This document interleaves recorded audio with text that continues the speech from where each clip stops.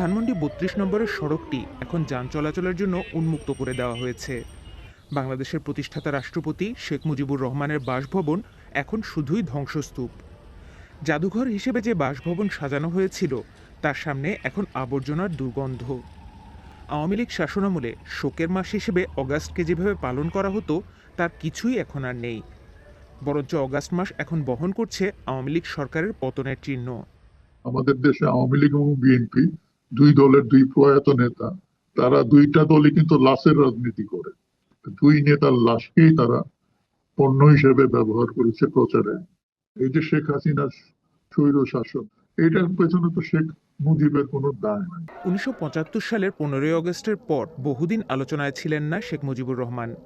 ১৯৭১ সালে যার জনপ্রিয়তা ছিল তুঙ্গে, সেখানে যুদ্ধ পরবর্তী দেশের সরকার হিসেবে জনপ্রিয়তা হারাতে থাকে আওয়ামী লীগ ও শেখ মুজিব। শেখ হাসিনার ক্ষেত্রেও নির্বাচনী ব্যবস্থার মাধ্যমে ক্ষমতার বদলের আর সুযোগ ছিল না।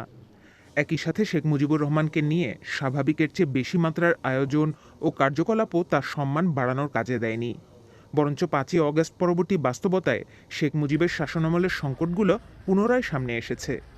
যে অগাস্ট মাসটিকে আওয়ামী লীগ শোকাবহ করেছিল, সেই অগাস্টের পরিবেশ এখন ভিন্ন।